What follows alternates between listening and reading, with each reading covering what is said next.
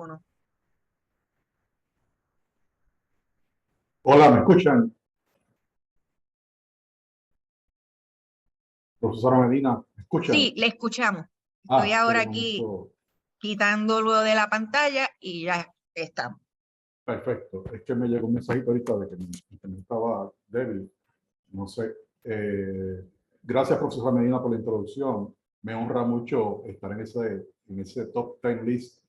Un honor. Y esta es una actividad que siempre me disfruto mucho. Y qué bueno que la podemos hacer, particularmente hoy, porque eh, estoy en un nuevo puesto que me va a limitar grandemente este tipo de actividades, y es que llevo una semana con 4 días como ayudante ejecutivo de la rectora. Estoy ahora mismo en rectoría, en mi oficina. Oh, Por suerte, wow. la hora del seminario me beneficia. Ya como de las 4 en adelante tengo, entre comillas, un poco más flexibilidad, pero durante horas del día se me hace imposible. Y desde la semana pasada he tenido que cancelar muchas actividades con mucha tristeza, porque es que el tiempo realmente no me da. Pero qué bueno que esta no la tuvimos que cancelar. Y es el tipo de actividad que mientras esté aquí en rectoría, pues voy a extrañar mucho, pues, porque me aleja de lo que yo típicamente hago, que es enseñar y dar seminarios, etcétera. Pero mientras tenga la oportunidad, pues voy a seguir aquí. Así que, habiendo dicho eso, pues tenemos 2 horas. Yo tengo mucho material, así que voy a tratar de algunas cosas, pasarlas más rápido, no ser repetitivo. La idea es, como dijo la profesora, que escriban preguntas si tienen en el chat, para poder avanzar, y yo con mucho gusto pues los voy a atender. Al final les doy mi correo electrónico, y siempre pues estoy disponible para consultas, aunque ahora de manera limitada, pero si son consultas o alguna reunión virtual después de las 4 o 5 de la tarde, pues eso siempre lo podemos coordinar. Bueno, voy a proyectar ahora la presentación.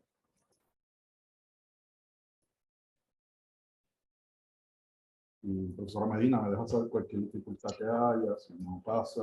eh, Sí, Ahora la estoy al estrenando hoy, así momento, que al momento se ve perfectamente. perfecto. Bueno, pues yo llamo al seminario Fundamentos y Métodos del Análisis de Datos Cualitativos, porque de eso es lo que voy a hablar. Ahí está mi correo electrónico, david.perez8@opr.edu. Ahí aparece en mayúscula, pero lo pueden poner en minúscula. También, bueno, este seminario va a estar grabado. Y de todos modos, también siempre si me escriben y quieren copia de la presentación, pues con mucho gusto también se las puedo enviar. Objetivo para la tarde de hoy: primero, compartir algunas definiciones sobre qué es investigación cualitativa, qué es análisis cualitativo, describir los propósitos, características y tipos de análisis que existen, describir los pasos del análisis cualitativo de acuerdo a lo que es mi experiencia y sobre 20 y pico de años de experiencia haciendo investigación, la mayoría de investigación cualitativa. Así que voy a presentarle unos pasos, porque la literatura sobre análisis muchas veces tiende a ser bastante confusa, pero yo por experiencia pues he aprendido a simplificar un poco esto y que no sea tan problemático. ¿Qué es investigación cualitativa? Es un tipo de investigación que obtiene y analiza información no numérica. Así que es una definición bien sencilla. Cualquier información que es no numérica se le considera información que se puede analizar a través de investigación cualitativa. Y se hace para contestar pues, preguntas de investigación. Investigación no numérica incluye lo más que trabajamos desde las ciencias sociales y la ciencia general, que es análisis de texto, cuando entrevistamos personas, o hacer análisis de películas, de videos. Sí, puede ser perdón, de reportes de prensa, periódicos, obra literaria. Puede ser esa información textual. También se puede hacer análisis de video, análisis de fotos, análisis de otro tipo de información que también es no numérica, y que hoy día hay muchos programas de análisis cualitativo que permiten también hacer análisis de ese tipo de datos, que no solamente el dato numérico de textual, sino también el dato visual, como puede ser fotos y videos. Algunas de sus técnicas de recopilación de datos incluyen observaciones, entrevistas a profundidad, grupos focales, fotos, videos y audio. ¿Okay? ¿Qué es análisis cualitativo? Dicen estos autores, Russell, Bernard y Ryan, que es la búsqueda de patrones en los datos y de ideas que ayuden a explicar por qué esos patrones están ahí. Fíjese que yo subrayo la palabra patrones. Cuando usted lee literatura cualitativa sobre análisis, va a encontrar una serie de términos que van a ver que se repiten mucho. Pues cuando hacemos análisis cualitativo, precisamente una de las principales cosas que hacemos es buscar patrones. ¿Qué es un patrón? Es aquello que comienza a repetirse.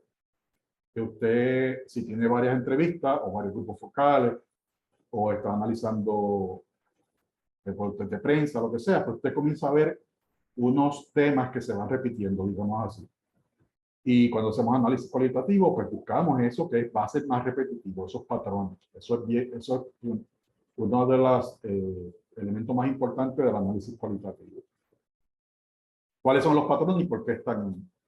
Pérez Serrano dice que es reducir, categorizar, clasificar, sintetizar y comparar la información para obtener una visión lo más completa posible de la realidad objeto de estudio. ¿Sí? Así que cuando hablamos de análisis, estamos hablando de un proceso donde usted va a tener mucha información. Digamos, si usted entrevistó 10 personas o hizo 5 grupos focales, usted termina con un montón de información. Pues lo que nos permite el análisis cualitativo es reducir ese montón de información, poderla categorizar, poderla codificar, clasificar, la vamos a sintetizar para poder hacer comparaciones. Así que si usted entrevista, por ejemplo, hombres y mujeres, usted puede comparar lo que contestaron los hombres versus las mujeres. Y eso es básico en cualquier tipo de análisis que usted haga. Siempre vamos a reducir para hacer la información mucho más viable. Y que en vez de usted terminar con 500 páginas de texto, pues posiblemente termina con 20 o 30 páginas donde está la información más importante, que es lo que le ayuda a usted a contestar su pregunta de investigación. Por eso el elemento de reducir y de sintetizar. Eso siempre es lo que vamos a hacer en el análisis. Reducir y sintetizar, simplificar todo para hacerlo más sencillo. Y comparamos la información para tener una visión lo más completa posible, de nuevo, de la realidad que estamos estudiando.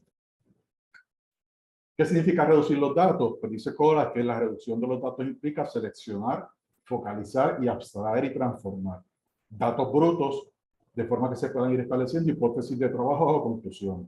¿Sí? Cuando reducimos, estamos seleccionando, nos estamos focalizando en lo que más nos interesa. Recuerden que lo que más nos interesa es aquella información que los participantes nos dan, que es la que directamente nos ayuda a contestar nuestras preguntas de investigación. Y en eso es que nos focalizamos. Cuando usted entrevista a participantes, la gente habla de muchas cosas y posiblemente te van a dar mucha información que no es tan relevante para tu investigación. Y por eso el análisis nos permite focalizarnos en aquella información que verdaderamente es la más importante para contestar nuestras preguntas de investigación. Y que focalizamos, abstraemos lo más relevante para transformar esos datos brutos y poder hacer, si fuera el caso, hipótesis de trabajo. Así que yo veo el proceso de reducción como si tuviéramos un gran embudo. Usted mete ahí toda la información y lleva a cabo ese proceso de análisis que nos permite extraer los datos que verdaderamente son los más importantes para poderlos analizar. Como si lo viéramos de la manera más sencilla. ¿Qué hace el análisis cualitativo? Transforma datos en hallazgos. No existe una fórmula para esa transformación. Sí existen guías, pero no existen recetas. Es un enunciado de Patton que a mí me gusta mucho citarlo, porque la literatura cualitativa es bien diversa y depende a quién usted lea, cada persona te puede recomendar formas diferentes. Yo diría que en los últimos años se ha llegado bastante a unos consensos, y hay unos consensos en la literatura sobre pasos básicos o como procedimientos más genéricos de cómo hacer análisis.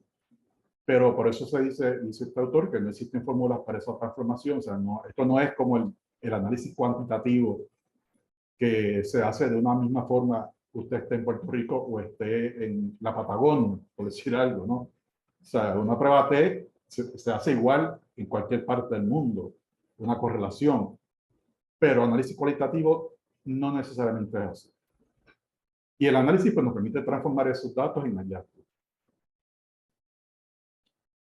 Álvarez Gallú Jorgensen plantea lo que llaman la paradoja cualitativa, que es un concepto que a mí me parece interesante. Básicamente la paradoja cualitativa, que es lo que dice, que aunque usualmente son pocas las personas a quienes estudiamos, la cantidad de información que obtenemos es bien grande.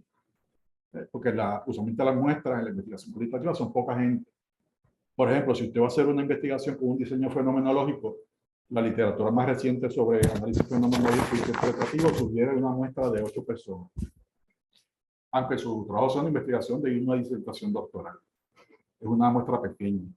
Sí, que usualmente, desde el punto de vista cualitativo, usualmente las muestras no son muy grandes. Pero, aunque usted tenga pocos participantes, usted termina con un montón de información.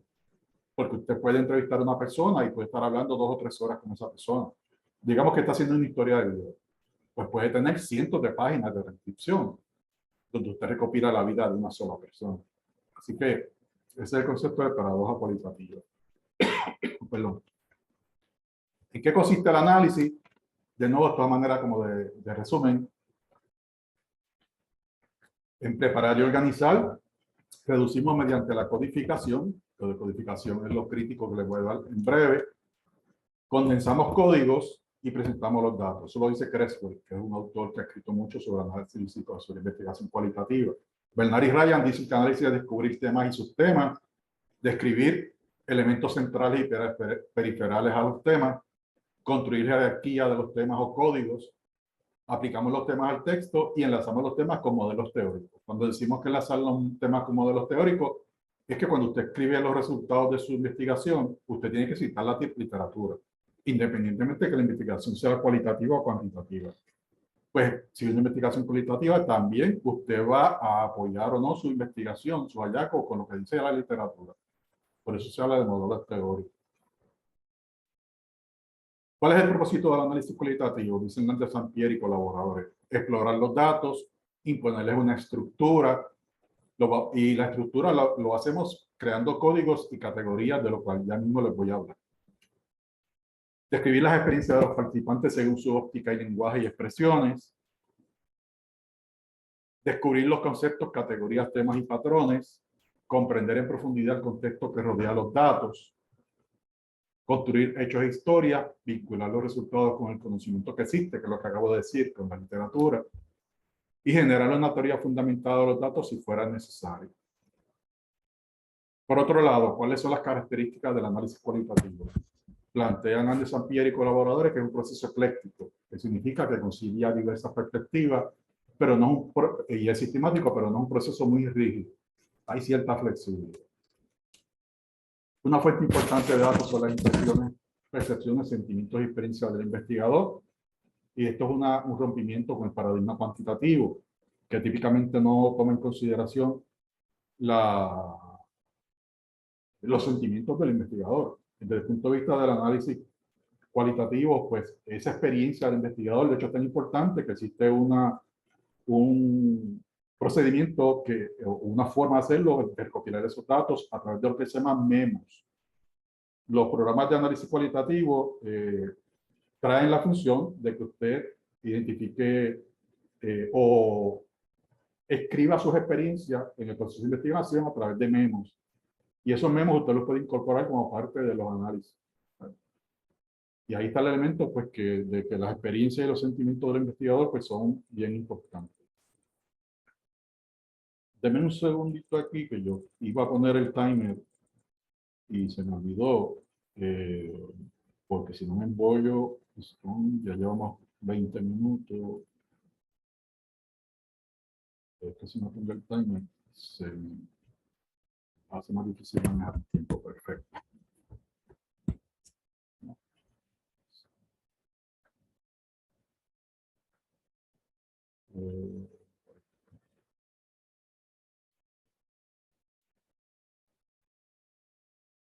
Más o menos no queda una hora 40. ¿No?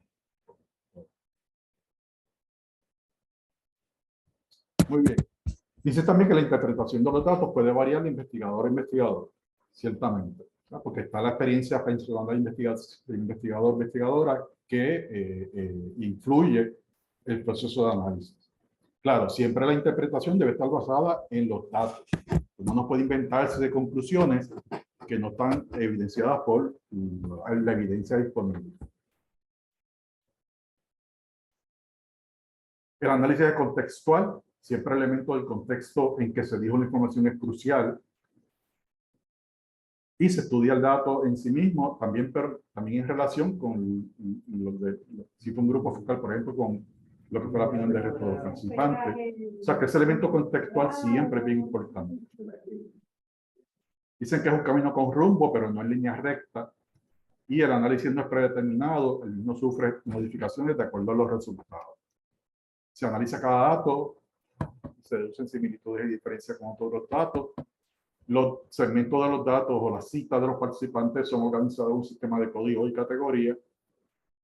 Los resultados del análisis son síntesis que emergen en formas de descripciones, expresiones, temas, patrones, hipótesis y teoría. Y existen diversos acercamientos al análisis de acuerdo con el diseño o marco referencial. ¿Qué debemos buscar en el análisis? Aquello, Bernard y Ryan, aquello que se repite. Recuerden que les dije al principio que lo que se repite es lo que llamamos patrones.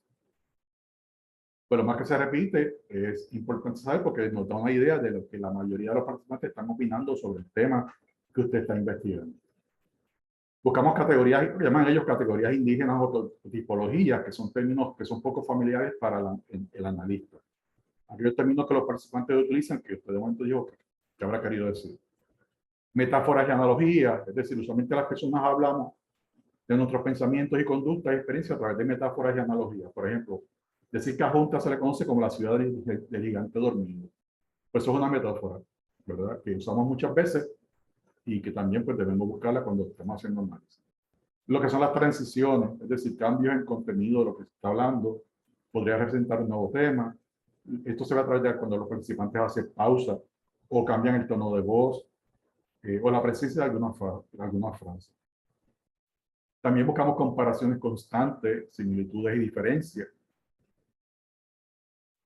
Lo que llaman conectores lingüísticos, que son palabras o frases tales como debido a, sí, de, como resultado de, que son los conectores lingüísticos, que son términos que pueden denotar alguna relación causal. También los silencios o datos perdidos. Es decir, en vez de preguntar qué hay en los datos, preguntamos qué faltó. ¿Verdad? Que yo esperaba que los participantes hablaran, que no hablaron. Eso es lo que se llaman datos perdidos. Ok, bueno. Existen diversos tipos de análisis cualitativo. Para cada uno de ellos sería un taller separado. Yo lo que voy a compartir con ustedes hoy es lo que se llama análisis temático aplicado, que se le considera la puerta de entrada a cualquier tipo de análisis más sofisticado. Una vez usted conozca el análisis temático aplicado, que algunas personas lo han llamado un tipo de análisis bastante genérico, pues usted va a poder hacer cualquier tipo de análisis más sofisticado. Está el análisis de contenido, que es una técnica que se utiliza para hacer inferencias válidas al texto. Implica elementos de codificación y análisis sistemático de los datos cualitativos.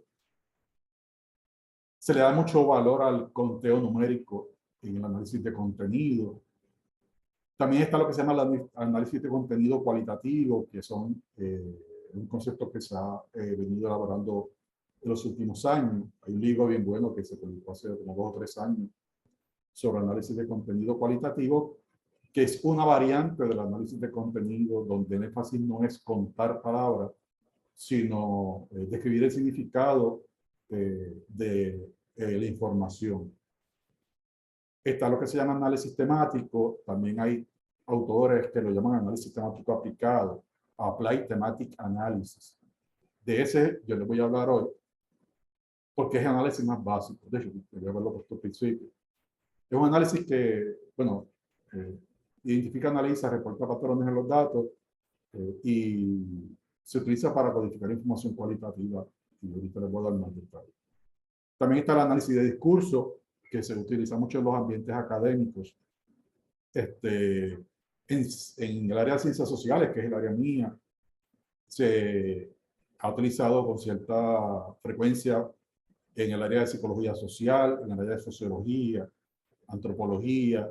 Pues una técnica analítica que, debido al objeto de estudio de lo que se estudia, pues también en el área de comunicación hay trabajos sobre análisis de discurso. Estudia el lenguaje como práctica social, el contexto crucial en el uso del lenguaje y la relación entre lenguaje y poder. Está el análisis de narrativas. Mientras el análisis de discurso busca la interacción, el de narrativas es más individual. ¿Sí? La historia es lo que las personas revelan de sí mismas, que es un tipo de análisis que busca la historia de una persona y cómo esa historia ha ido evolucionando a través del tiempo en las narrativas de lo que la persona expresa. Está la teoría fundamentada, se llama Grounded Theory en inglés, la cual busca indicadores de categoría, se comparan códigos, se busca consistencia de los códigos hasta que se saturan y eventualmente algunas categorías pasan a ser más importantes. Y esto es bien importante, el propósito es generar teoría a partir de los datos. Ese es el concepto de Grounded Theory o teoría fundamentada. Y el análisis interpretativo fenomenológico, que está bien de moda en años recientes, particularmente en la psicología, porque se preocupa por entender la experiencia personal vivida y configurar la relación o el involucramiento de la persona con un evento o proceso particular. El análisis interpretativo fenomenológico es un tipo de análisis bastante sencillo de hacer. Lo hace el propio investigador o investigadora. Y se utiliza cuando usted utiliza un diseño fenomenológico, que es el diseño que se utiliza cuando a usted le interesa estudiar los participantes o estudiar un fenómeno o una experiencia que ha cambiado la vida de las personas, un fenómeno que ha cambiado o que ha impactado significativamente la vida de las personas. Usualmente los fenómenos son negativos, pero no tiene que ser fenómenos negativos, pueden ser positivos también.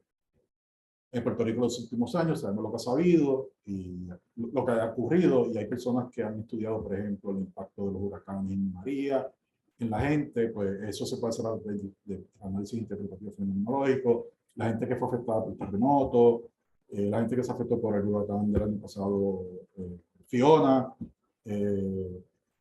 cómo la crisis económica ha afectado a la familia, personas que han sido impactadas que han perdido un ser querido por la violencia comunitaria, etcétera, etcétera. Son temas que se prestan mucho para hacerlo a través de diseño fenomenológico.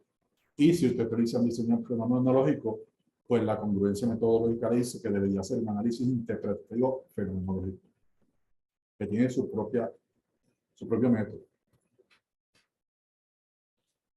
Quiero ilustrarle bien rápido ahora la diferencia entre el análisis de contenido cuantitativo, hace el análisis de contenido cuantitativo y el análisis de contenido cualitativo.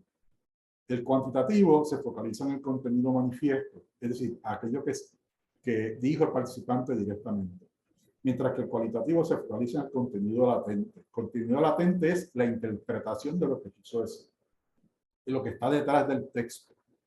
Esa es la diferencia entre el contenido manifiesto y el contenido latente.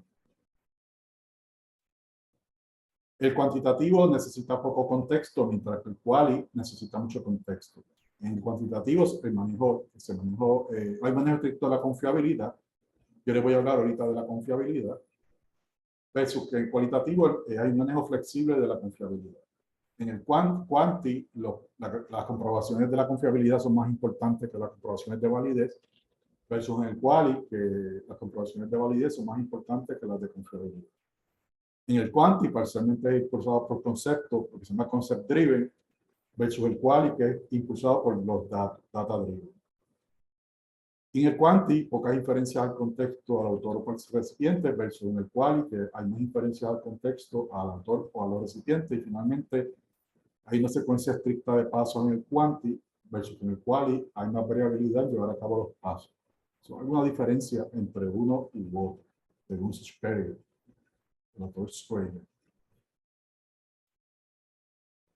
En términos de la comparación de los pasos de ambos tipos de análisis de contenido y el de contenido cualitativo, en términos de análisis de contenido, Pues paso número 1, formular las preguntas de investigación e hipótesis, seleccionar los textos, crear códigos, donde usted condensa sus temas o variables, preprobar las variables en una muestra del texto seleccionado, aplicar los códigos al resto de los textos, crear una matriz de casos por variables de los textos y códigos y analizar la matriz usando el nivel de análisis apropiado. Los pasos en el análisis de contenido cualitativo: decidir sobre las preguntas de investigación, seleccionar el material, construir el marco de codificación, dividir el material en unidades de codificación, probar el marco de codificación, evaluar y modificar el marco de codificación y hacer los análisis, interpretar y presentar los hallazgos. Eso es porque en la historia del análisis cualitativo ha habido siempre mucha confusión y mucha gente dice que hace análisis de contenido, cuando en efecto lo que hace análisis de contenido cualitativo y a todo hoy día pues se le llama análisis de contenido, cuando pues no, hay mucha confusión sobre eso. Ok, ¿qué es análisis temático entonces? El análisis temático se mueve más allá de contar palabras y se focaliza en identificar y describir las ideas explícitas o implícitas de los datos, es decir, los temas o patrones. Por eso se le llama análisis temático, porque busca cuáles son los temas y vuelve a salir la palabra de los patrones, es decir, aquellos temas que más se repiten. Los códigos típicamente se desarrollan para representar los temas identificados y aplicados o enlazados con los datos, como resumen de marcadores para posterior análisis.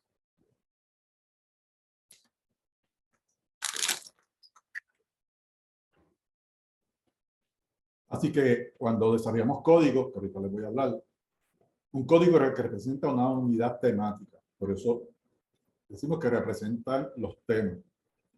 Y un código es una palabra, preferiblemente una palabra o una frase bien corta que hace alusión a un tema más amplio, que es el que usted está buscando en sus datos. Dicho análisis puede incluir la comparación de la frecuencia de códigos, identificar la concurrencia de los códigos y gráficamente demostrar la relación entre códigos dentro de los datos. Es decir, una vez usted tiene códigos, usted puede inclusive hacer unas gráficas, unas tablas, donde puede representar los códigos que más se repiten, cuáles son los temas que, que están más codificados, lo cual a su vez pues significaría que de los cuales más los participantes hablaron, cuáles fueron esos patrones que más se repitieron, etc.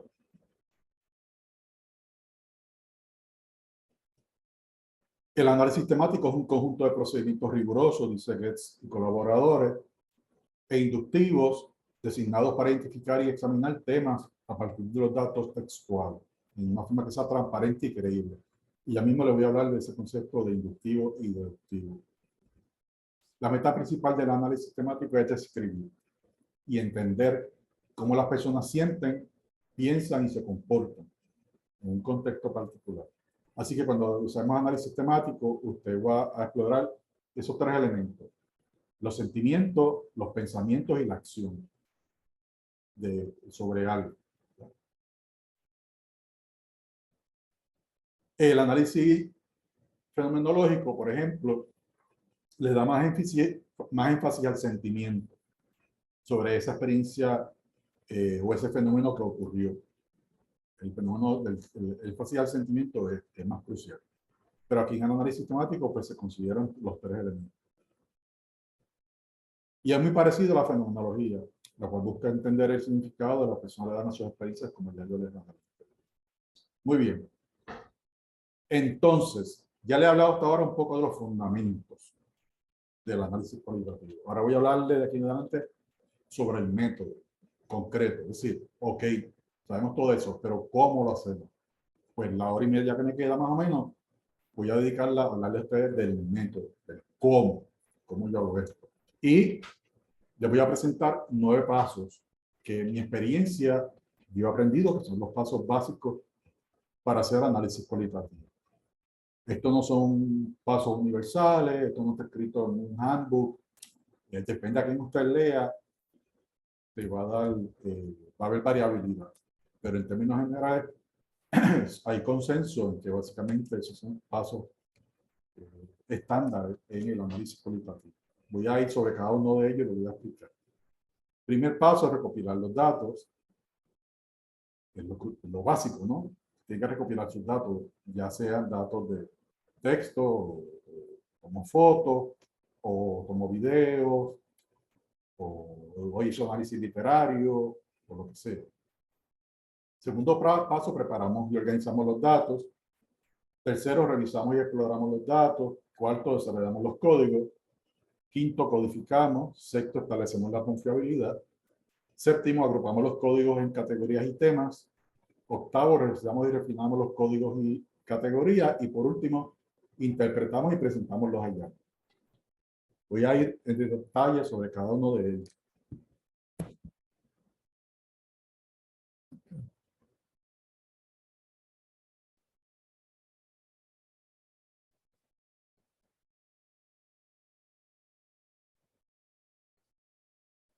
Profesora Medina, si hay una pregunta en el chat, pues me interrumpe en confianza.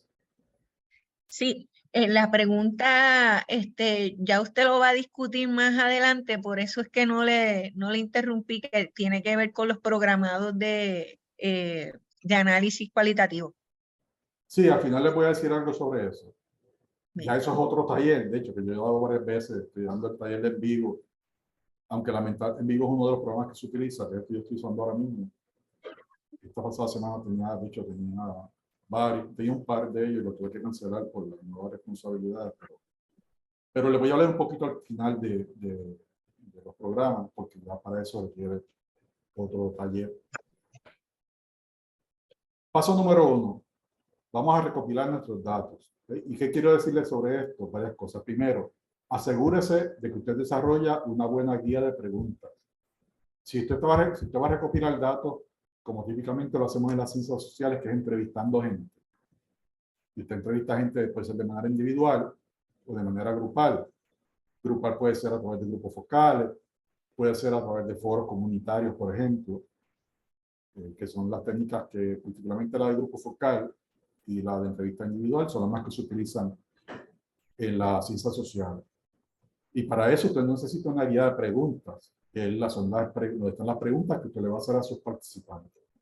Usted se tiene que asegurar que usted tiene una buena guía de preguntas y que usted tiene las preguntas necesarias que te van a ayudar a contestar tu pregunta de investigación. Si usted tiene una guía de preguntas que no es la mejor, pues posiblemente vas a terminar con pocos datos o con datos que no van a ser suficientes para contestar tu pregunta de investigación.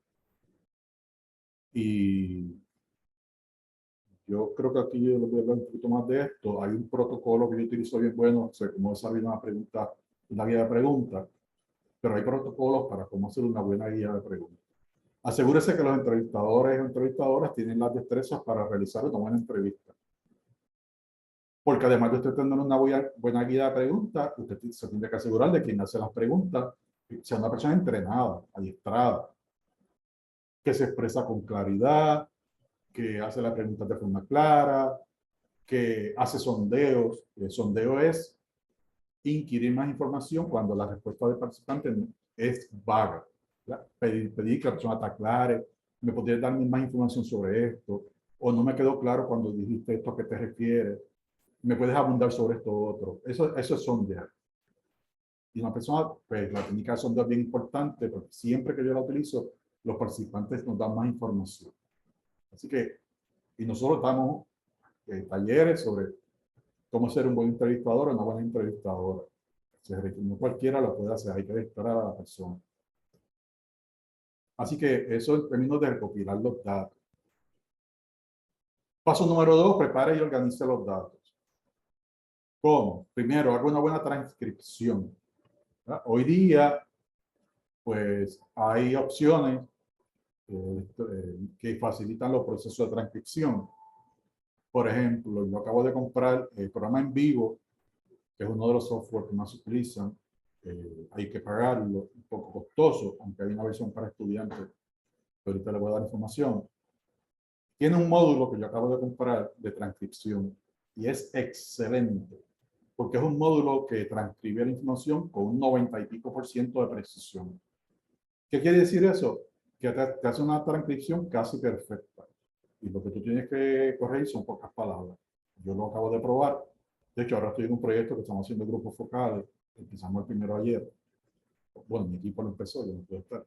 Pero estamos usando el módulo de transcripción y es excelente. Pero para eso requiere invertir, ¿no? Porque aunque hay precios de estudiantes, el módulo de transcripción sigue siendo un poco costoso. Ahorita les voy a hablar de eso. Si usted no tiene los recursos para pagar algún programa de esto que transcriba, pues tiene que hacerlo manual. Entonces la transcripción manual es un proceso tedioso, etcétera, etcétera. Pero yo también doy un taller sobre transcripción,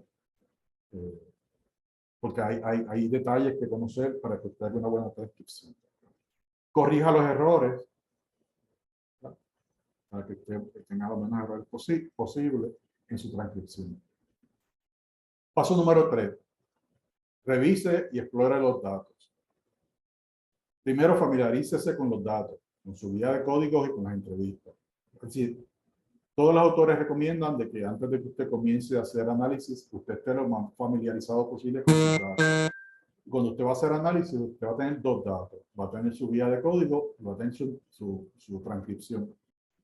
Con esos dos elementos usted va a trabajar. Y la guía de código usted la ha preparado previamente. Y ya mismo voy a llegar a eso. Lea la entrevista una vez sin codificarla, es una recomendación. Y luego entonces la lee para codificar. Haga apuntes sobre lo que le parezca interesante.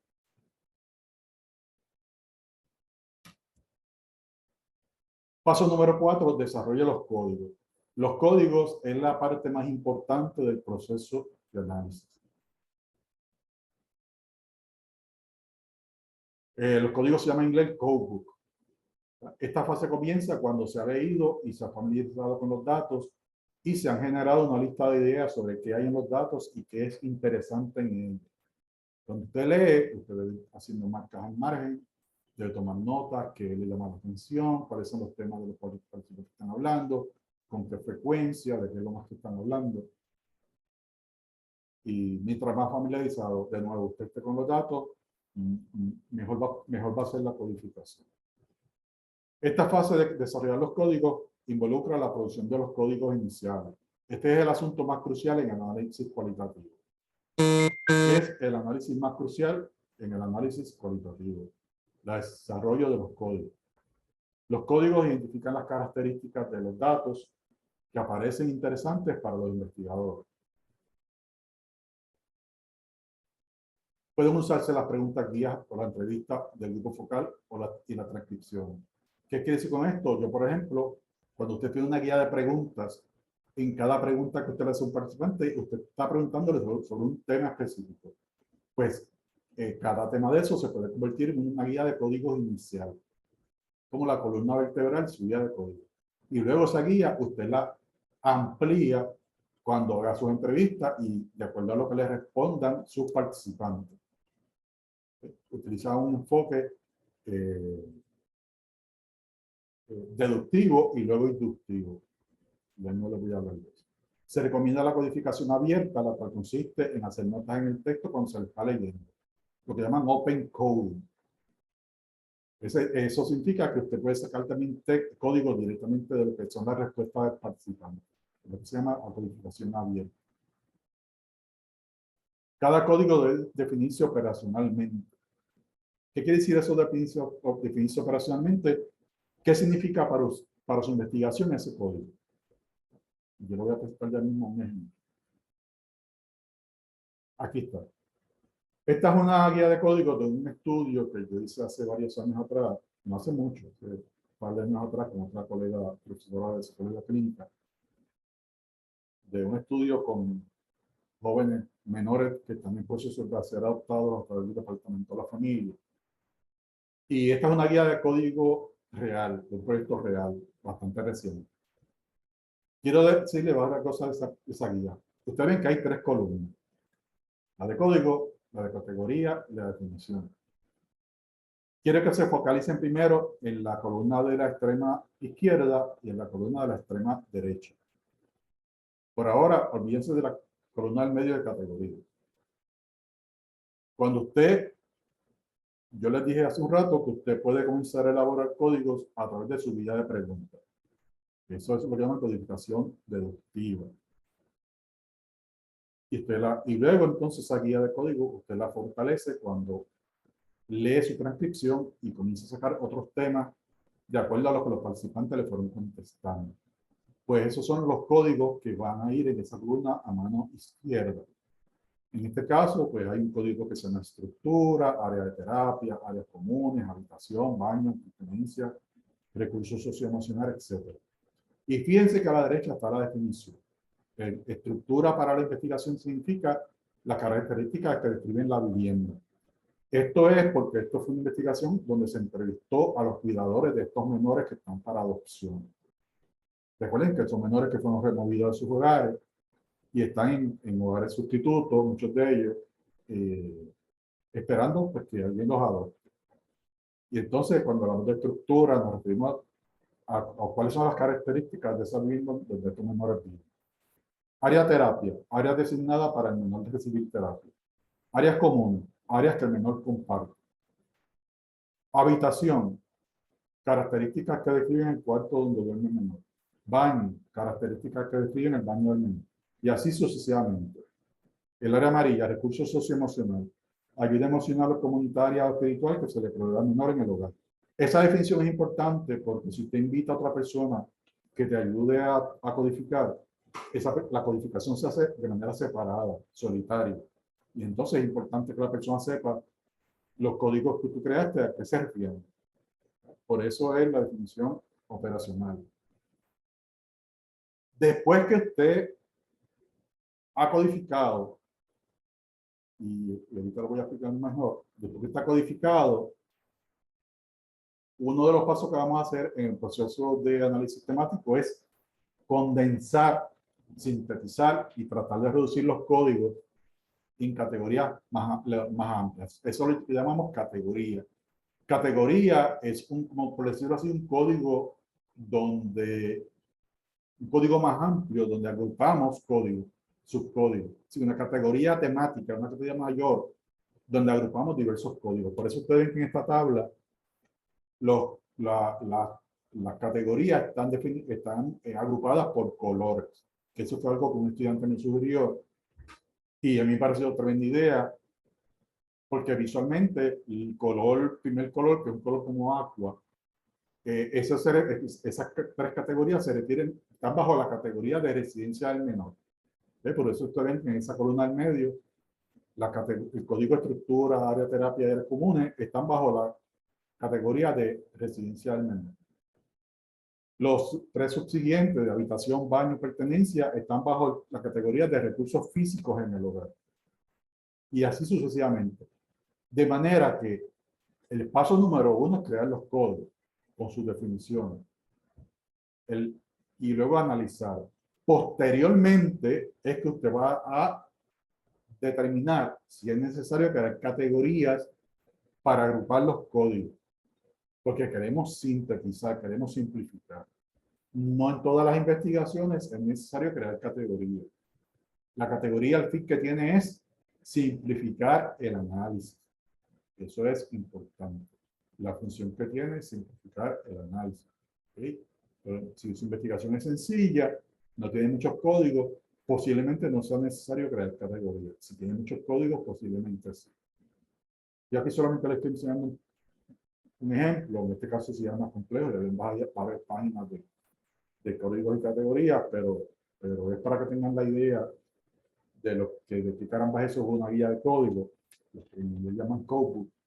Pues que cuando usted codifica, usted va a estar trabajando con el código y con la definición. Usted no va a estar trabajando con la categoría. La categoría surge posteriormente.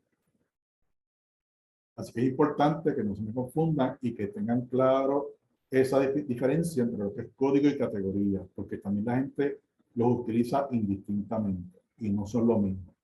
¿Sí? La categoría al fin es agrupar códigos. Pero la unidad primaria siempre va a ser el código.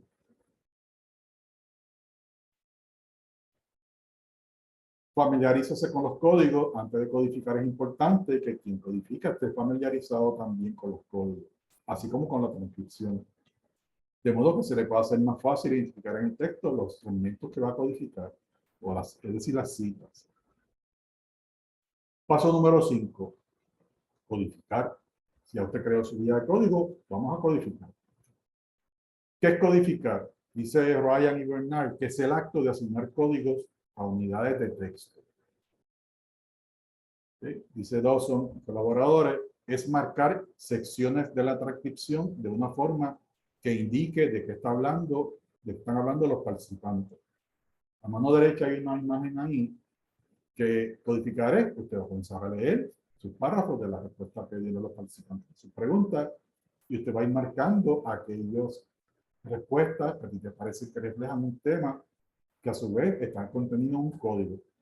Y usted entonces lo marca y le asigna el código correspondiente. Lo escribe al ladito. ¿Sí? Eso es codificar. Este es otro ejemplo de un estudio viejo que yo hice, real, donde yo prefiero siempre marcar el texto con marcador, con highlighter. En aquella ocasión, esto yo creo que fue un estudiante mío que lo hizo con bolígrafo, pero de otra manera hacerlo. Usted marca de dónde a dónde está lo que es un segmento de texto que refleja un tema del cual el participante está hablando y usted le asigna el código. En este caso, pues tal vez es otra manera de hacerlo porque en este caso los códigos eran compuestos. Yo con el paso del tiempo he aprendido que lo mejor es usar códigos de palabras reales, porque códigos compuestos pues puede crear confusión. Por ejemplo, biopareja, pues se refiere a la violencia de pareja. Pero pues usted tiene, si utiliza código compuesto de dos palabras que las componen una, tiene que tener una guía que te diga, o un diccionario que te diga, pues biopareja, ¿qué significa? O bioderecho, o biofísico, o con seno. ¿Ves? Porque si lo lees así solo, pues no vas a saber qué quiere decir eso.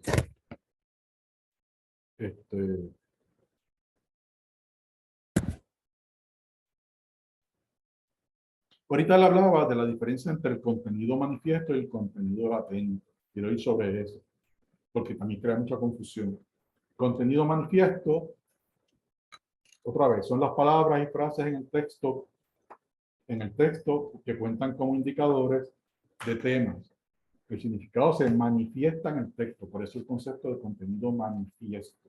O sea que es evidente. Versus el contenido latente que involucra interpretación. Lo que llaman reading for meaning. Tomar el contexto en cuenta e identificar la presencia de constructores en los temas. Dependiendo del tipo de análisis, usted más le da más valor al contenido manifiesto que al latente, o viceversa. Por ejemplo, en el análisis de discurso, se le da mucho énfasis al contenido latente, es decir, a la interpretación de ese discurso que la persona emite. Ciertamente se hace un análisis de contenido de lo que dijo, pero se va mucho más profundo a la interpretación. Cuando usted está interpretando para darle significado, lo que llaman el reading for meaning, pues es contenido latente. Y ese contenido latente es un análisis que ya lo hace el investigador o investigadora. Esto requiere peritaje, requiere práctica. La mejor manera de aprender es haciendo las cosas. Eso está súper documentado. Y en investigación más todavía, en análisis. La mejor manera de aprender a investigar es investigando. Y hay gente que ha escrito sobre esto, hay libros, ciertamente. Yo estoy dándolo a ustedes hoy, pues, un seminario virtual, como el contenido, pero usted no va a aprender bien esto hasta que empiece a hacerlo, ¿verdad? Pero bueno, por lo menos tiene hoy la base. Cuando empieza a hacerlo, que encuentra más sentido a qué es eso de contenido manifiesto o contenido latente. Les hablaba ahorita de los tipos de codificación y les había adelantado que existe la inductiva y la deductiva. La inductiva también se le llama basada en los datos, se le llama exploratoria o de abajo hacia arriba. Y versus la deductiva, que es basada en teoría, confirmatoria y se le considera de arriba hacia abajo. Hay personas que plantean que la mejor codificación es la inductiva. De hecho, en el Grounded Theory, si usted quiere elaborar teoría, pues la tipo de codificación más que debe hacer es la inductiva. Porque usted parte de la premisa de que no conoce nada y quiere construir teoría de los datos. Pues le da mucha preponderancia a los datos, por eso es basada en los datos. No hay códigos persistentes. Cuando hay códigos persistentes, ya sea porque su teoría se los aporta o porque usted usó la guía de preguntas, que fue lo que yo les dije ahorita, pues es un tipo de codificación deductiva. Hay autores que plantean de que usted puede hacer una combinación, que eso es lo que yo hago personalmente en mi práctica de investigador. Hago una combinación entre deductivo y inductivo. Primero hago una codificación deductiva usando la guía de preguntas y luego entonces cuando comienzo a leer lo que le fueron las respuestas a los participantes, pues hago una codificación inductiva. ¿Sí? Construyo los códigos de manera inductiva. Pero esto es importante también porque hay mucha literatura y se habla mucho de inductive coding o deductive coding, que son los conceptos en inglés.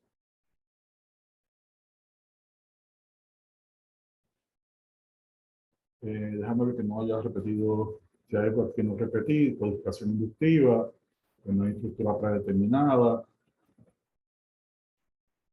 Se usan los propios datos para ayudar a construir los códigos, y va de lo específico a lo general.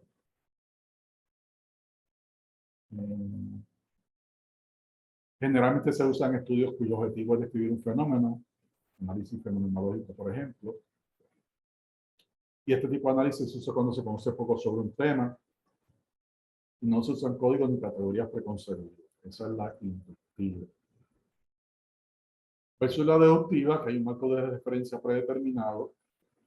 La investigadora o investigador impone su estructura o teoría de los datos. Y los códigos y categorías están predeterminados. Esa es la clave. Si los códigos y categorías están predeterminados, pues usted está haciendo una codificación deductiva. Si no lo están, pues lo está haciendo de manera inductiva. En la deductiva está basada en una teoría modelo, que va de lo general a lo específico. El propósito es validar o ampliar un marco o modelo teórico o teoría. Y se usan teorías o investigación previa para identificar conceptos o variables para llevar a cabo la codificación inicial. También en la literatura se habla de lo que es codificación simple, codificación doble y codificación grupal. Simple coding, double coding o group coding. ¿Okay? Codificación simple significa que una misma persona hace la codificación en momentos diferentes. Codificación doble, dos personas pasan juicio sobre la misma información, pero de forma independiente. La codificación doble es la más que se utiliza y la más que se está haciendo recientemente. Y la codificación grupal se sigue el mismo procedimiento que en la doble, pero el mismo es realizado por 3 o más personas. Por eso se le llama grupal. Muchos estudiantes que están en tesis de disertación cualitativo no tienen recursos y entonces la opción de la codificación simple es su mejor opción, aunque hay muchas críticas en la literatura sobre su confiabilidad, pero es mejor que seguir unos pasos que les voy a explicar ahorita de cómo se hace para que aumente un poquito la validez de su investigación y la confiabilidad. Pero la hace una misma persona que puede ser el estudiante que está solo a solo haciendo los análisis de su investigación. Debe crear un documento de consenso.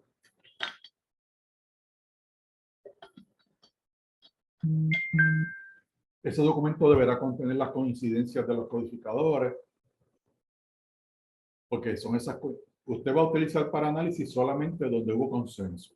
Cuando hay dos personas por separadas que están codificando, se van a reunir para ir página por página viendo lo que cada cual codificó.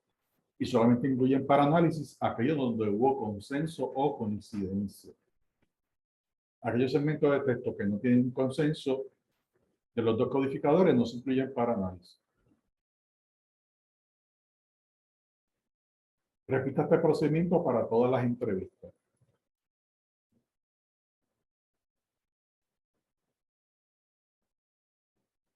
Eso debe hacerlo si son pocas entrevistas, digamos, para mí pocas, 10 o menos. Si usted tiene muchas entrevistas, digamos 20,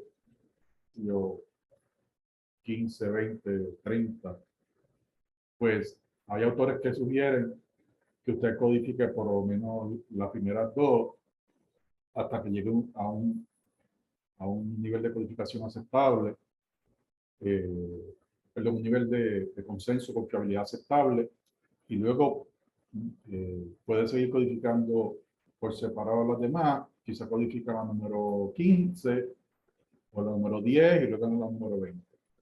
Pero no tiene que ser toda. Eso también se recomienda cuando usted tiene muchas entrevistas. Paso 6, establezca la confiabilidad. Y esto es bien importante. Y es bien importante si usted quiere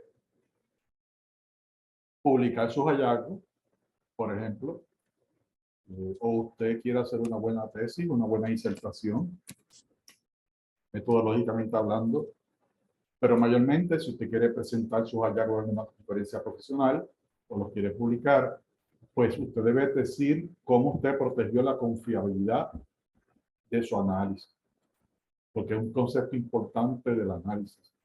Y si somete a algún journal, los evaluadores te lo pueden cuestionar. ¿Qué es confiabilidad?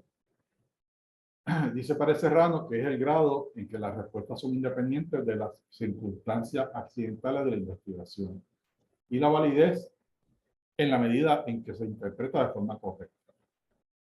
Es decir, que su estudio es más confiable en la medida en que la interpretación se hace de forma correcta y de forma independiente de las circunstancias que la investigación. Pérez Serrano también dice que la fiabilidad de un análisis asegura que los resultados representan algo real e inequívoco. Y por tercero, la definición más corta, pero es la que a mí me gusta, que lo da Boyazzi. Este autor dice que es consistencia en la observación. Es decir, si usted tiene dos personas que están codificando, mientras más coincidan en ver y en codificar los temas que están codificando, mientras más coincidencias haya, más confiabilidad hay. Porque lo que están observando es consistente. Por eso es confiabilidad como consistencia en la observación. Que dos personas por separada, luego se reúnen a ver cómo cada cual codificó, y son más las coincidencias que las áreas donde no hay coincidencia. Mientras más coincidencia haya, mayor aumenta su confiabilidad.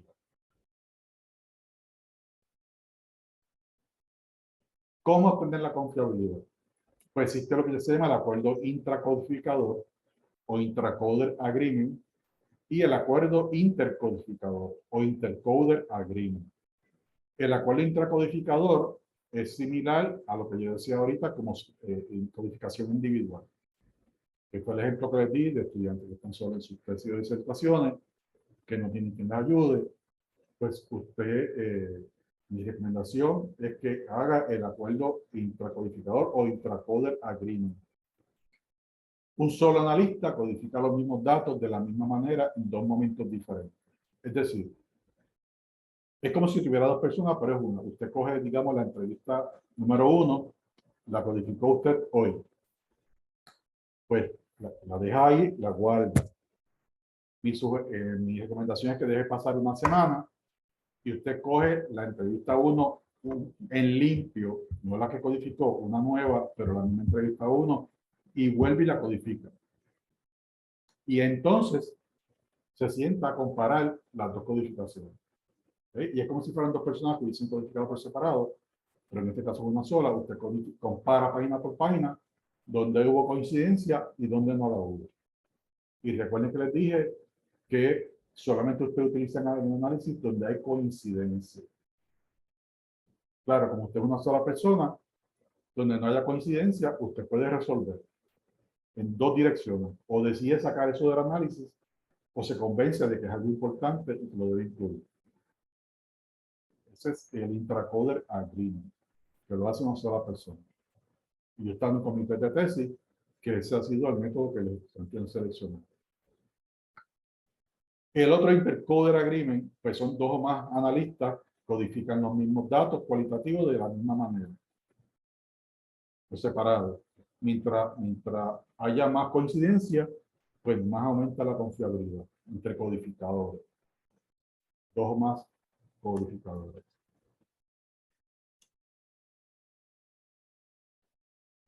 ¿Cómo obtener la confiabilidad? Celebre una reunión entre las personas que codificaron para revisar el texto e identifique las áreas donde hubo coincidencia.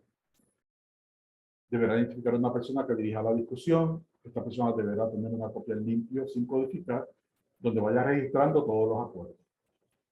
¿Por qué? Porque esos son los acuerdos que usted va a utilizar para el análisis.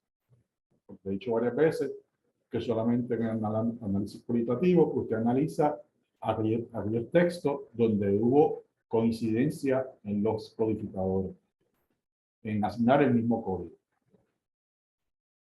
¿Sí?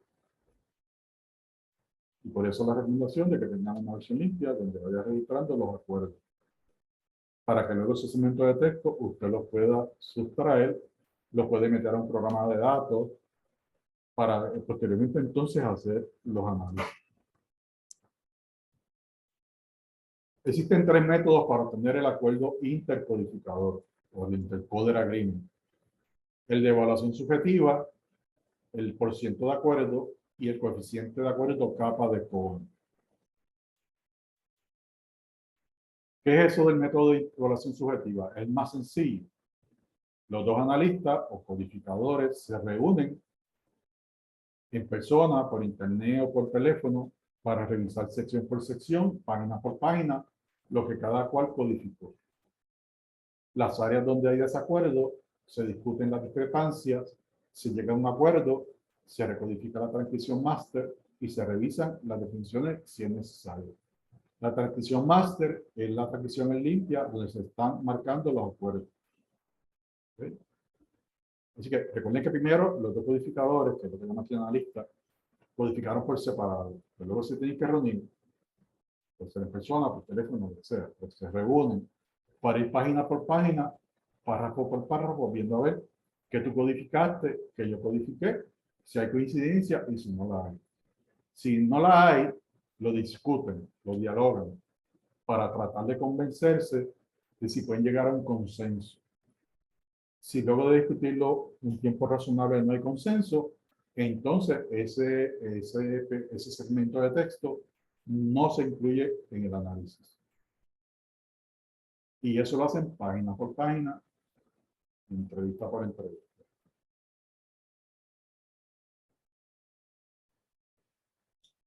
Esa es la evaluación subjetiva y es la más sencilla. Luego está el porciento de acuerdo. El porciento de acuerdo incluye elementos de la evaluación subjetiva. O sea, es hacer la evaluación subjetiva, pero es ir un paso más adelante. De hecho, yo el que utilizo en mi práctica es el porciento de acuerdo, que se llama percentage agreement en la literatura. Se usa cuando las categorías y los códigos, quiero decir códigos y categorías, y las codificaciones son pocas. Es más apropiado que las correlaciones. Se calcula dividiendo el número de acuerdos en la codificación entre el número de acuerdos y desacuerdos. Es la fórmula que está abajo. ¿Cuántos acuerdos hubo? Dividido por acuerdos más los desacuerdos.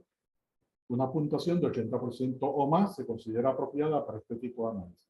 ¿Qué quiere decir? Que si usted tiene 80% o más, usted tiene un porciento de acuerdo apropiado y usted tiene una confiabilidad alta. Mientras más alto 80 sea su porciento de acuerdo, más confiabilidad usted tiene en su investigación. Es decir, que los codificadores prácticamente coinciden bastante en codificar el texto y en buscar los temas que están en esas narrativas. Ese es el porciento de acuerdo. Y la fórmula es sencilla. Yo tengo un libro bien bueno de análisis temático, que hay una tabla que yo traduje, que te dice paso por paso cómo hacer ese análisis. Si me escriben al email, se los puedo enviar. Y está el coeficiente de acuerdo, que es el más complicado. Se recomienda el coeficiente kappa, ya que previene la inflación en las puntuaciones de confiabilidad al controlar el acuerdo que ocurre al azar. Una de las críticas que se le ha hecho al porciento de acuerdo es que no controla los acuerdos que ocurren por mera carambola, que son al azar. El coeficiente kappa controla los acuerdos que ocurren al azar. El coeficiente kappa es un análisis estadístico. Landis y Koch proponen los siguientes parámetros para identificar capa. Capa da un valor parecido como si fuera una correlación. De 0,00, que eso nunca ocurre, por abundancia pobre, de 0 a 0,20 leve, de 0,21 a 0,40 pasable, de 0,41 a 60 moderada, 0,61 a 80 sustancial y de 0,81 a 1 casi perfecto. No hay mucha gente la que se capa, pero lo que yo he visto, usualmente los índices capa están en concordancia moderada. Ya de 21 a 40, pues es pasable. Esto es bastante, como les dije, bastante parecido a las correlaciones. Las correlaciones que uno ve en los estudios tampoco son correlaciones usualmente muy altas. Por eso son índices bastante conservadores. Y si usted tiene un capa de 21 en adelante, pues que llega hasta 0,40, pues es pasable, es como aceptable. Obviamente, mientras más alto sea, pues mucho mejor. Pero para hacer capa, la limitación es que solamente lo pueden hacer dos codificadores. No pueden ser más. Dos codificadores, usted crea una base de datos, por ejemplo, si viajan en PSS, con dos columnas de los dos jueces, y entonces la línea significaría las variables, y se pone 1 si hay acuerdo, 0 si no lo hay, 1, 0, 1, 0, 1, 0, dependiendo en sus diferentes códigos, en los dos jueces. Y al final, entonces, pues se tira el índice capa en análisis y te da el valor. En vivo te permite hacer índice capa, pero es un poquito complicado, ¿no? Hay que seguir unos requisitos que no son tan fáciles, pero se puede hacer.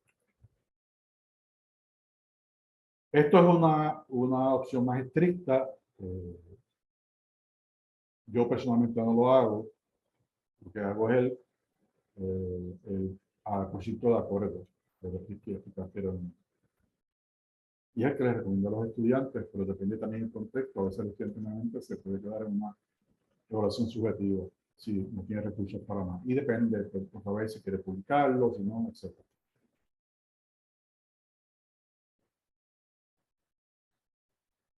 Paso número 7, agrupe los códigos en categorías, y esto es si es necesario, y en temas.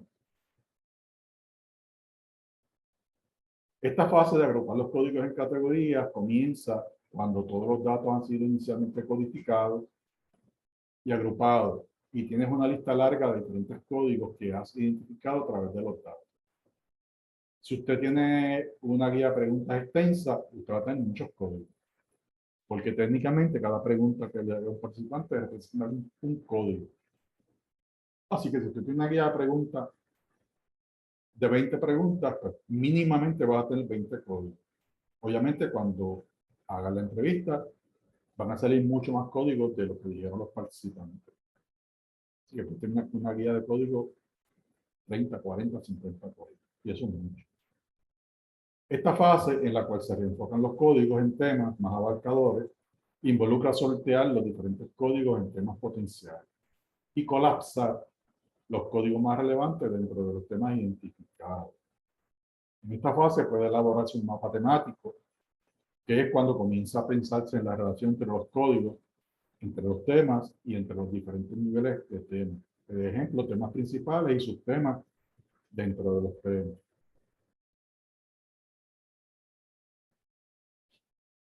¿Cuál es la diferencia entre código y categoría? El código es una palabra, como le dije, una frase corta que simbólicamente asigna un atributo a una porción basada en el lenguaje o datos visuales, dice Saldaña. Es una persona que ha escrito mucho sobre investigación cualitativa, muy bien respetada en el mundo de la investigación cualitativa. Por otro lado, la categoría es una unidad temática que agrupa códigos que comparten algún elemento en común. Por eso yo le dije que lo primero que usted va a hacer es crear código. Y posteriormente, si tiene muchos códigos, va a ser necesario crear categorías para agrupar esos códigos.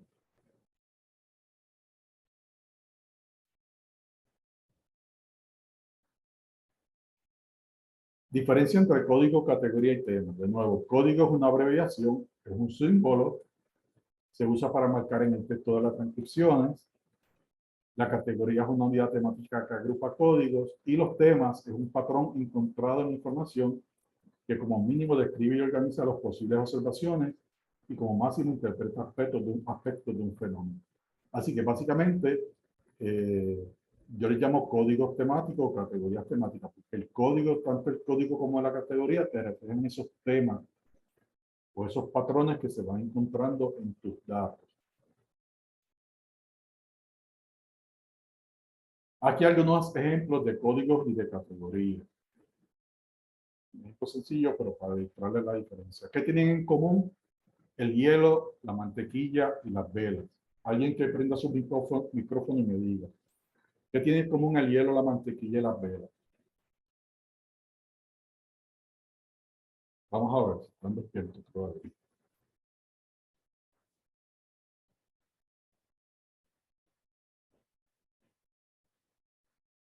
¿Alguien se atreve?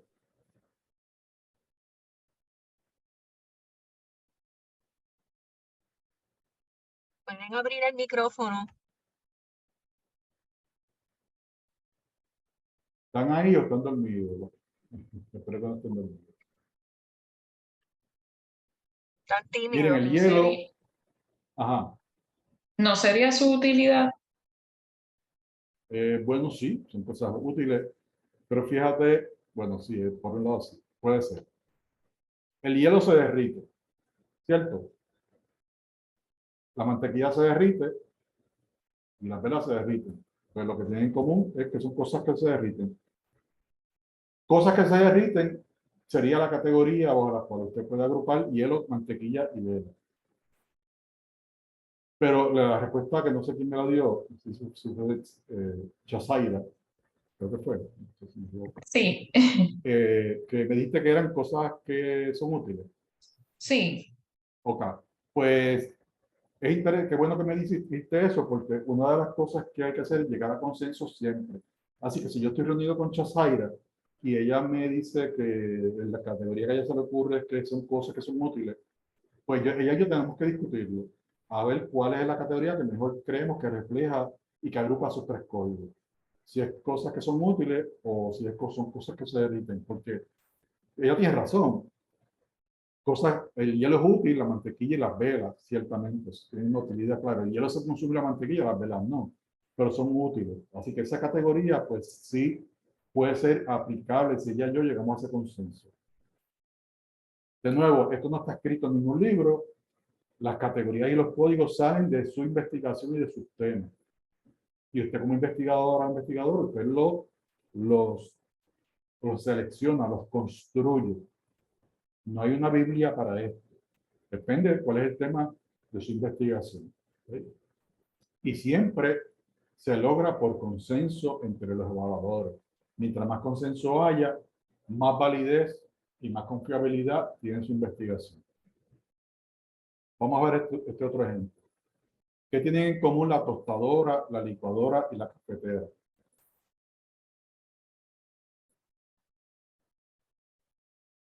Vamos a ver. Alguien que se atreva.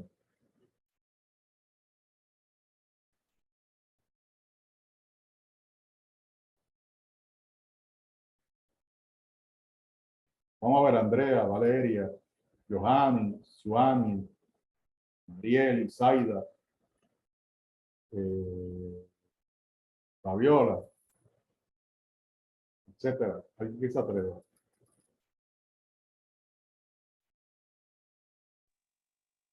Cosas de la cocina. Enseres de la cocina, ahí está. ¿Quién me lo dijo? Andrea. Sí. Exacto. Usted encuentra la tostadora, la licuadora, la cafetera. Pues bueno, fíjate que ahí Andrea y yo tuvimos una coincidencia. Pues eso significa que es una categoría que incluimos en nuestra guía de categorías, porque ambas coincidimos rápidamente. Ella dijo cosas de la cocina, pues en serio, básicamente lo mismo. Pero pudimos haber dicho, ella pudo haber dicho cosas de la cocina, yo pudo haber dicho enseres que nos ayudan a preparar alimentos. Entonces, es cuestión de sentarse a ver cuál es la categoría que mejor ilustra esos 3 códigos, que a su vez reflejan 3 temas particulares también. Todo es por consenso. Y esta última, pupitres, estudiantes y pizarras. ¿Qué tienen en común?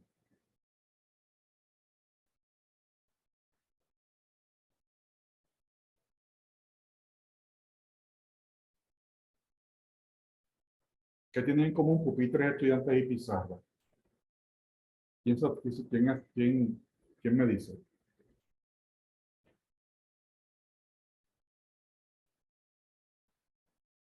Vamos a ver, dando un medito, no me diga, alguien me diga, que se atreva. Que no sea Andrea ni Pesairo. Escribieron en el chat, salón de clases, aula de clases. Ok, exactamente, salón de clase. Quien lo escribió lo pegó conmigo, fíjense.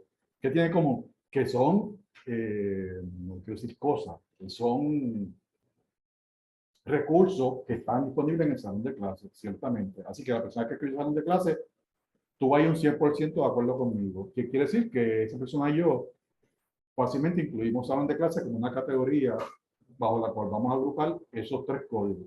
Y si sale en adelante algún otro código, digamos, maestro, pues salón de clase, pupitre, no, pupitre está ahí, qué sé yo, tiza, salón de clase. O sea, que usted siga agrupando dentro de esa categoría principal esos códigos.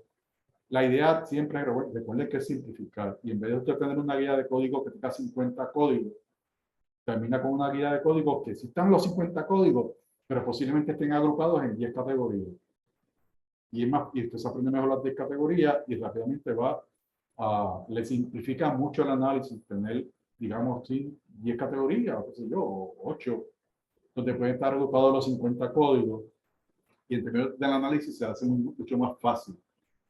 Porque usted sabe, cuando alguien le mencione libro, pues tú sabes, esto tiene que ver con el salón de clase, entonces lo ubica bajo esa categoría. Por eso siempre, que fue el ejemplo que le presentaba al principio de la tabla que estaba en varios colores, pues el propósito siempre es simplificar, que fue lo que le dije al principio, que era uno de los propósitos del análisis. Sintetizar, reducir, simplificar. Mientras más información usted tiene, más difícil es el análisis. Y por eso crear tu categoría nos ayuda a reducir esa guía de códigos en una guía que sea mucho más manejable. Y usted también le puede dar prioridad a las categorías. De hecho, usted puede presentar una investigación que usted tiene muchos temas. Usted puede decidir que va a someter una presentación para una actividad, un congreso, lo que sea, y puede someter una presentación de una categoría sola o de 2 o 3 categorías. Porque usualmente usted tiene mucha información. Y esa ha sido mi experiencia siempre. Usualmente yo no he podido presentar en una sola presentación en un congreso toda mi investigación cualitativa. ¿Por qué? Porque no da tiempo. Usualmente en un congreso te le dan 15 minutos o 20 a lo sumo. Si una presentación individual, 15 o 20 minutos. Y eso no da para nada. Por lo tanto, las categorías están también a qué le voy a dar importancia. Puedo someter este tema, que es esta categoría, para tal conferencia, tal otra para la otra, o puedo sacar una publicación que voy a presentar estas 3 categorías amplias versus otra publicación que son otros temas. O sea que tiene mucha utilidad para la parte de los análisis y para decidir que yo presento y que yo publico. ¿Sí?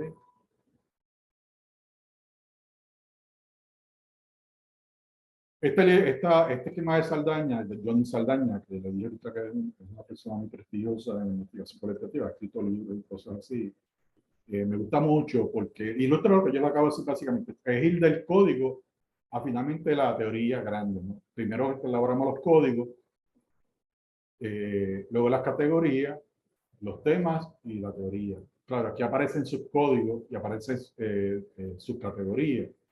Eso es en investigaciones mucho más complejas. Yo no he querido hablar de eso porque es complejizar mucho el taller de hoy. Y el taller de hoy es bastante básico, introductorio. pero investigaciones más complejas, inclusive usted pudiera tener subcódigos y subcategorías, que yo he tenido investigaciones que ha sido el caso. Pero sacando ese elemento que es más complejo, pues esa es la lógica. Primero elaboramos los códigos, de los códigos los agrupamos en categorías, y esas categorías las agrupamos en temas que eventualmente nos pueden ayudar a elaborar teorías. Por eso es el concepto de ir de lo particular a lo general. El análisis cualitativo en ese sentido es un análisis inductivo. Usted va de lo pequeño a hacer conclusiones. Cuando usted va de lo pequeño, que son sus participantes, sus entrevistas, sus categorías, sus códigos, cuando usted elabora una conclusión sobre eso, pues usted va a algo más general.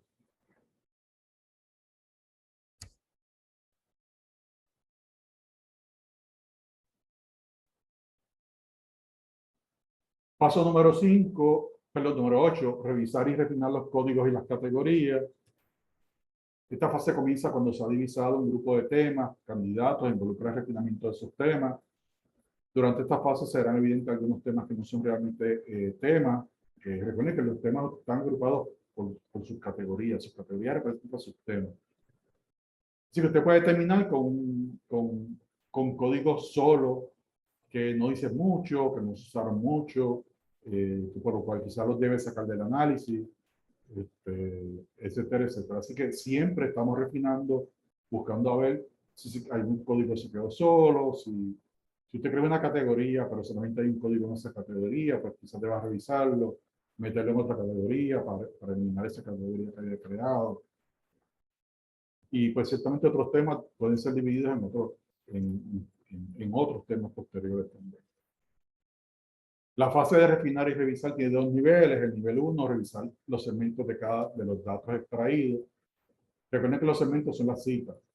Implica leer todas las citas para cada tema y considerar si forman un patrón coherente. Y el nivel 2 es un proceso similar, pero en relación a todos los datos.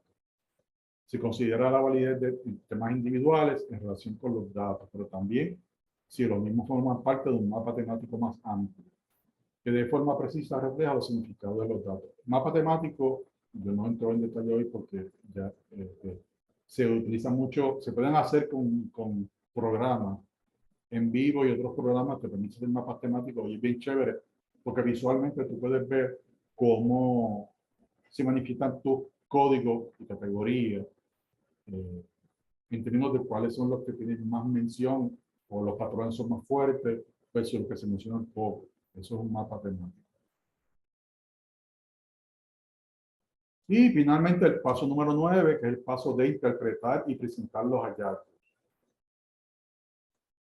Esta fase comienza cuando se han trabajado los temas completamente e involucra el análisis final y la redacción del informe final.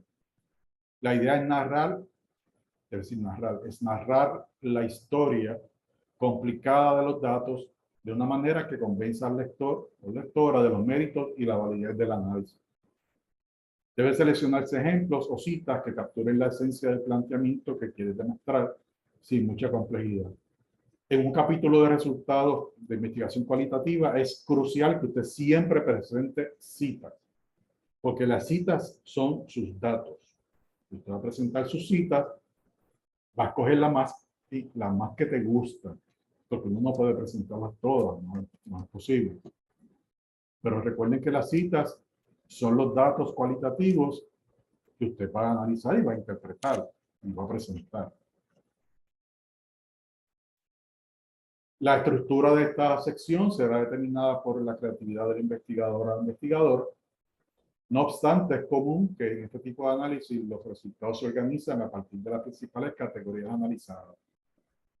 Esa es la utilidad de crear categorías también. Usted puede organizar su capítulo de resultados a través de sus categorías. Si usted tiene 5 categorías, pues su capítulo de resultados puede ser, esas categorías puede ser un heading, una sección. Si usted tiene 5 secciones, esa es una opción. La otra opción ciertamente es a través de su pregunta de investigación. Pero después es una decisión que usted tiene que tomar en la marcha. Usualmente se incluye en un narrativo donde la investigadora o investigador resume el hallazgo principal relacionado con la categoría en cuestión. seguido por la presentación de ejemplos de segmentos de texto analizados. La investigadora o investigador debe seleccionar los segmentos más significativos e ilustrativos de la categoría. De nuevo, no es posible presentarlo todo, pero usted coge las citas que más te gustan y que más reflejan esa categoría que tú quieres explicar.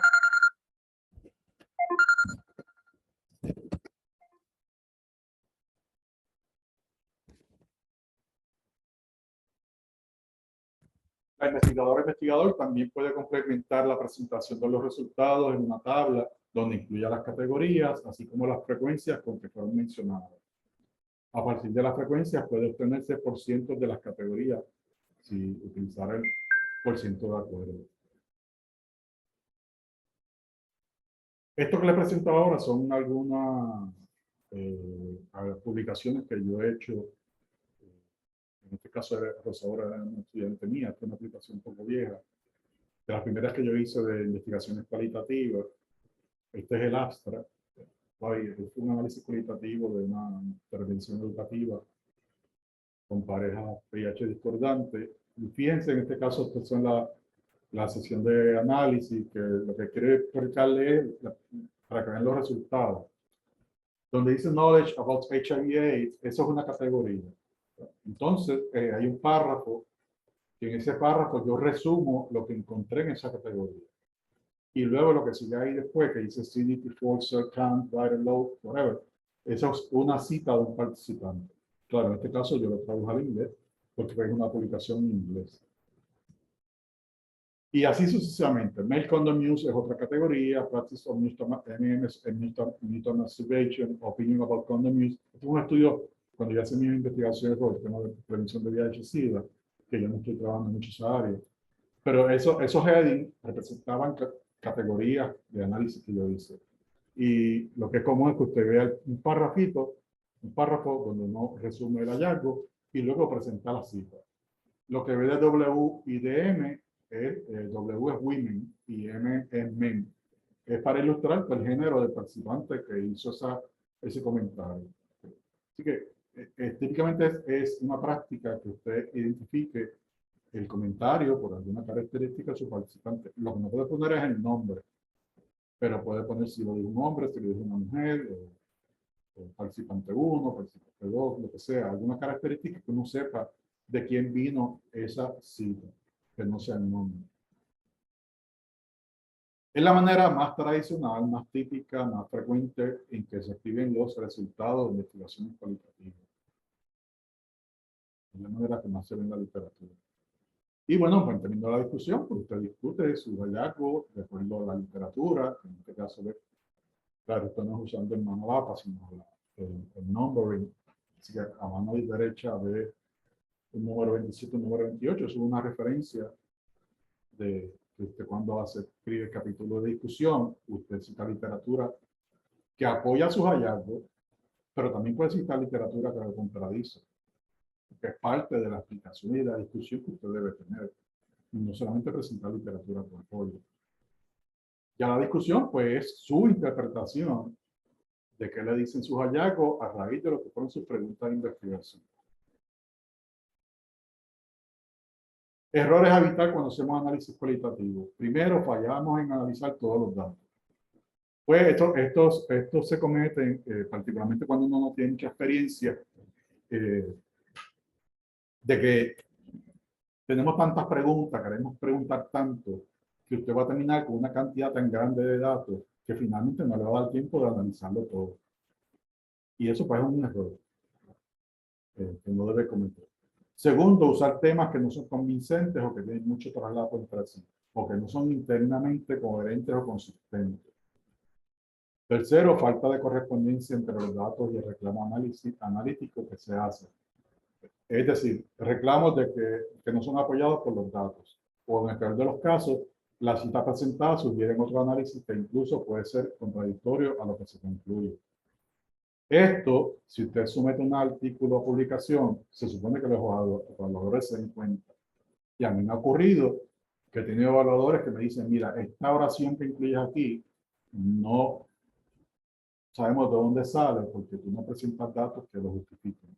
Y entonces uno tiene que trabajar eso porque tú no puedes decir que los datos dicen tal cosa y no presentar datos que dicen eso que tú dices que dicen. Entonces, esa es a lo que me refiero con esa falta de correspondencia entre los datos y el reclamo analítico. Cuarto, falta de correspondencia entre la teoría y el reclamo analítico, o entre las preguntas de investigación y la forma de análisis usada. Es decir, presentaste al principio una pregunta de investigación, pero que luego en el análisis no aparecen por ningún lado. Y eso es bastante común. Y eso pues no debe ocurrir. Ya estoy, bueno, quedan casi 25 minutos, yo he avanzado bastante. Estos son algunos programas computarizados más conocidos para el análisis de datos cualitativos. Están los comerciales, que es los que se paga, y están los gratis. Hay programas gratis. Yo no conozco, no he usado programas gratis, he tratado de usarlos, algunos he encontrado difíciles de instalar. Muchos de estos programas gratis son programas que están disponibles, los han construido universidades. Algunos de ellos no les dan mucho mantenimiento, no es fácil conseguir, a veces no tienen manuales y usted tiene que entrar a la web para buscar información. O sea que por eso yo no les puedo dar mucha información sobre estos programas gratis. Pero uno que sí les puedo recomendar es QDA Miner Lite, porque QDA Miner es un software comercial que lo ven, bueno, no lo tengo, pero es un software comercial que tiene una versión light, liviana, que es gratis. Y el TAMS Analyzer también he oído buenas recomendaciones sobre. Usted lo googlea, puede entrar y puede buscar información y tratar de usarlo. De los comerciales, pues yo conozco algunos. Obviamente por mi experiencia conozco a Lati. A Lati yo nunca lo he usado, pero una vez fui a un seminario de un día completo sobre el programa. Personalmente no me gustó mucho, lo encontré bastante complicado. Así que nunca lo seguí usando, pero yo conozco gente que lo usa. Deduce lo conozco porque lo usé, precisamente lo usamos en el proyecto que yo les presenté a la tabla de los colores. Es un programa que me gusta porque es web-based. Eso quiere decir que los datos usted los guarda en una nube, que es un servidor. Este es un programa producido por una universidad en California. Y es un programa hecho para hacer análisis de proyectos mixtos también.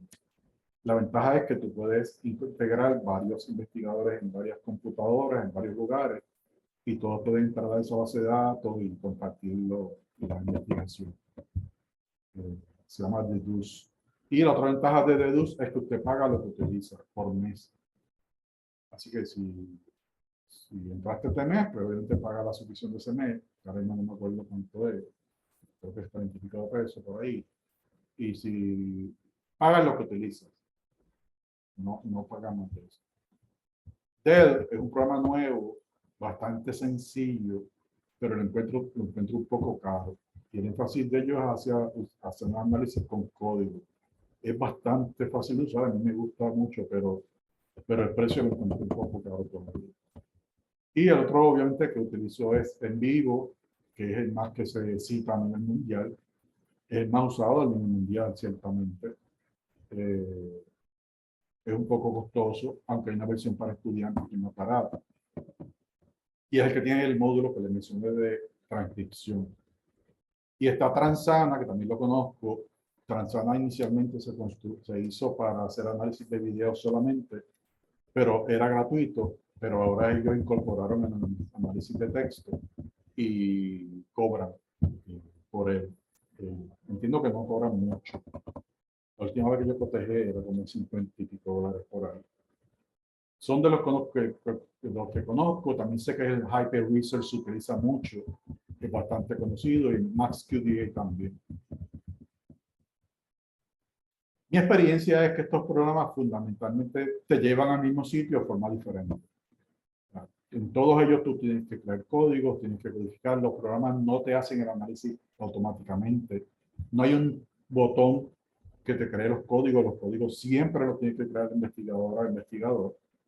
lo que estos programas te permiten hacer es manejar el análisis. Yo prefiero llamarle programas de manejo de análisis porque realmente no te hacen análisis como tal. Te ayudan a manejar los datos. Pero siempre el análisis lo hace la investigadora o el investigador. Así que si usted, yo no me acuerdo si tengo aquí los precios, no mentira, no tengo, pero puedo, tenemos unos minutos, déjenme ver si yo puedo entrar a la otra presentación, que tengo los precios, porque quizás es de interés de ustedes, y se las puedo presentar antes de abrir la pregunta. Denme un segundo para poder stop share aquí. Sí, lo que usted busca, Si hay profesor. preguntas, sí. Quería aprovechar para comentarles a los estudiantes graduados del recinto Río Piedras que la red graduada tiene en vivo instalado en varios equipos. No tiene la opción de hacer la transcripción, ¿verdad? Que eso es un módulo aparte porque también a nosotros a nivel de licencia como lo suscribimos, nos salía también bien caro. Pero sí por lo menos la parte para el manejo de los datos y para llevar a cabo los análisis, sí, tenemos disponible la licencia en varios de nuestros equipos y los estudiantes del recinto de Río Piedra que lo necesiten, está instalado en varias laptops que pueden tomarlas prestadas y utilizar cuando ustedes necesiten manejarlo en lugar de suscribir la licencia, ¿verdad? Por unos días o a lo mejor unas semanas, pues puede correr su análisis desde los equipos de la red. Eso pues les ayuda, es una ayuda, ¿verdad? Que es una inversión menos que tendría que hacer en el proceso de investigación.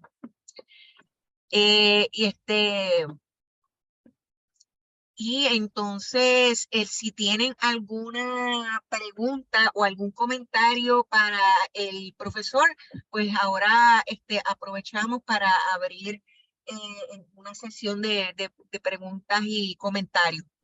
Sí, permítame, profesora, lo que le quiero presentar aquí es sobre los costos. Aquí lo tengo. Y con eso entonces abrimos a la pregunta. Este es en vivo, recuerden, pero en vivo. El precio ellos tienen una versión académica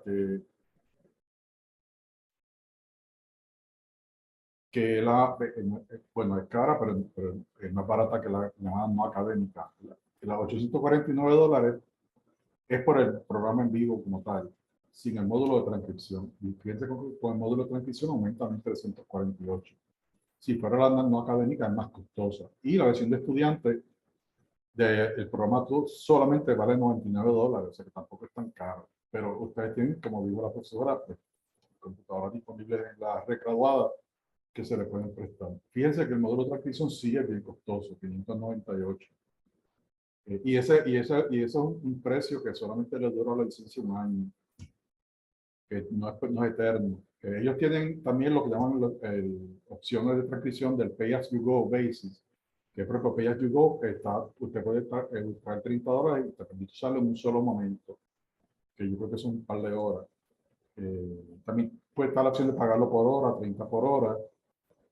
Si es profesional, 20 por hora, o la versión estándar, 25 por hora, o una suscripción anual de $499 y todos los años pues te facturan. O sea que el módulo, perdón, de transcripción es costoso.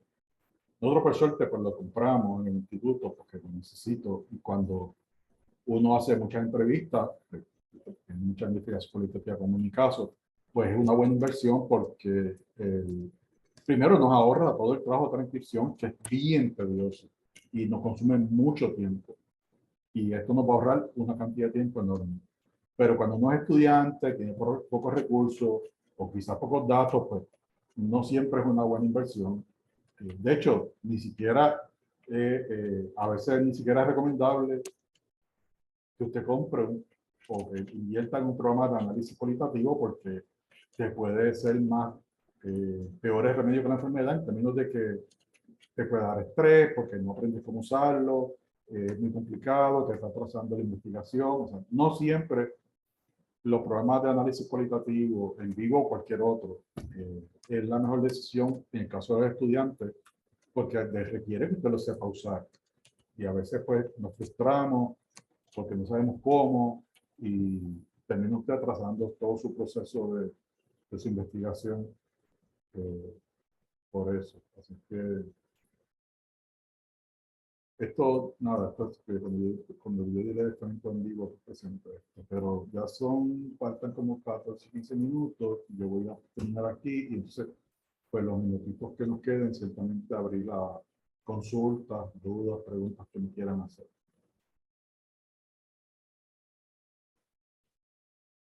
Sí, aprovechen la oportunidad si tienen alguna duda que aclarar sobre algunos de los conceptos que se explicaron durante el webinar. Este es el momento. También quería comentarle, doctor, no sé si usted ha visto la opción que tiene Microsoft Word de hacer transcripciones.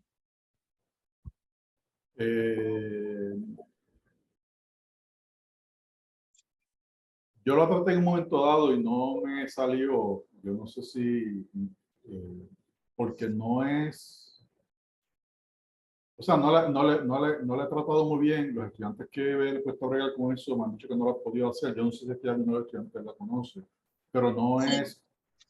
Ajá. Yo la trabajé en un proyecto que estoy haciendo y me sorprendió mucho porque es bien útil. Divide la transcripción, identifica, ¿verdad?, por participante, te da la transcripción hasta por minuto.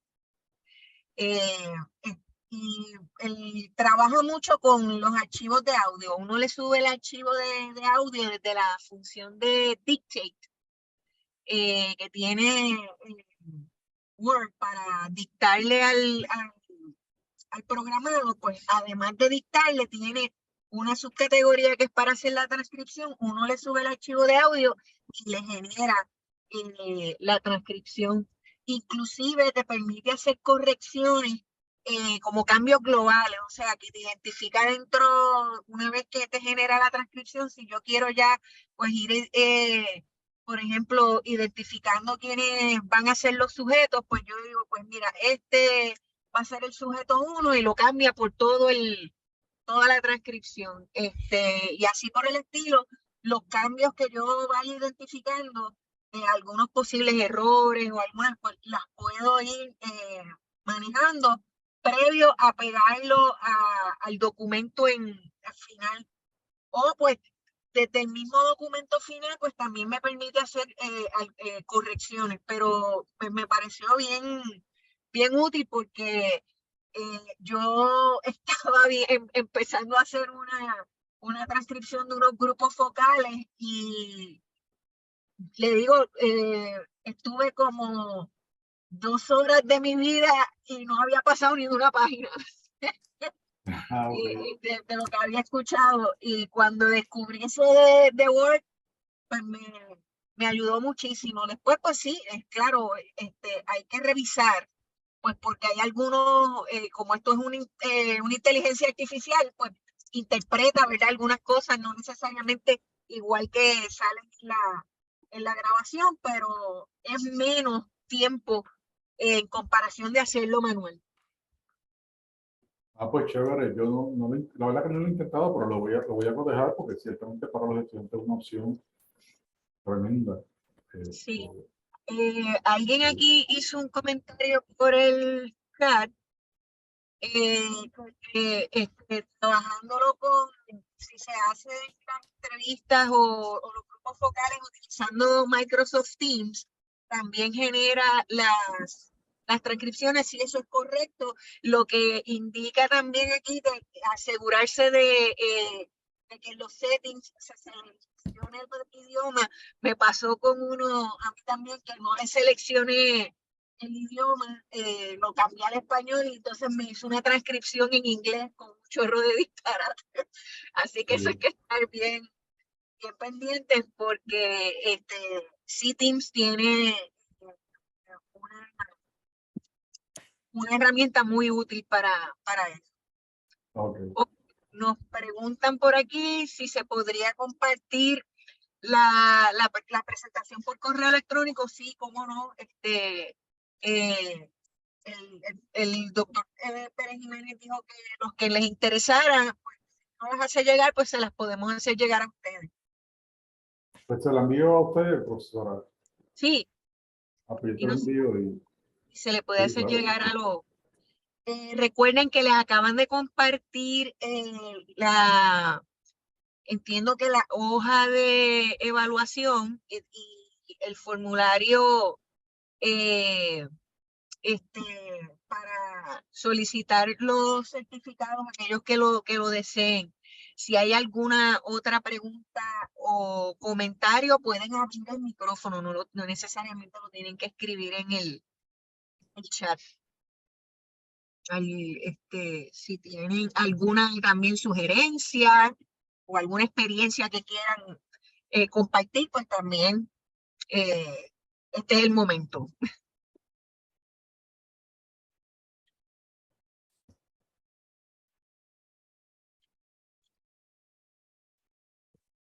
Pues bien, vemos que están bien tímidos hoy. Dos cosas, o lo que se explicó completamente claro, o están bien tímidos. Yo entiendo que es la primera, que hubo mucha claridad en el mensaje, así que mira, nos dice que excelente, pues muchas gracias, Zaida.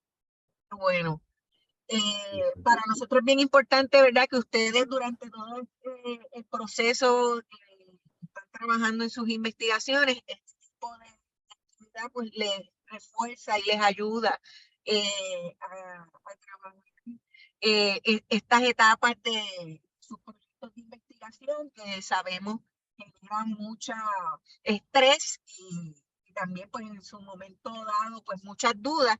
Pues este es el propósito de los jueves de investigación, que ustedes pues a través de los recursos que tiene nuestra universidad, que son excelentes profesores e investigadores, pues ustedes puedan tener esta oportunidad, ¿sí?, con información de fuentes de autoridad, pues trabajar con las dudas que tengan en el proceso. Mira, aquí nos dicen que necesitan un taller de la transcripción por Word. Sí, lo vamos a hacer próximamente.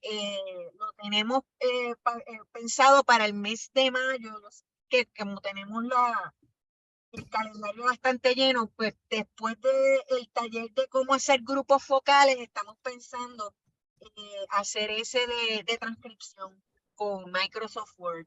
Con gusto lo hacemos, claro que sí. Así que, pues si no hay más preguntas ni comentarios, nuevamente le agradecemos al doctor David Pérez Jiménez por la oportunidad de compartir con nosotros. Le deseamos mucha suerte también en su nueva encomienda. Gracias. Les recordamos a todos y todas que tenemos nuestro programa de actividades de los jueves de investigación. Y que nos pueden seguir en las redes sociales y también conocer más de nuestro calendario de actividades a través de Eventbrite para que se registren y les llegue entonces los enlaces de los webinars. De igual forma, estén pendientes a su correo electrónico institucional, que nosotros acostumbramos todos los meses a enviar el calendario de actividades para que estén todos prevenidos y apercibidos de las actividades que vamos a tener durante el mes y el semestre. Así que nada, sin más, les deseo muy buenas tardes a todos y todas y les esperamos la próxima próxima actividad de los jueves de investigación de la red. Luego, cuídense, que estén bien. Bien, muchas gracias. Gracias, linda noche. Buenas noches. Gracias. Excelente. Gracias a ti, Jai.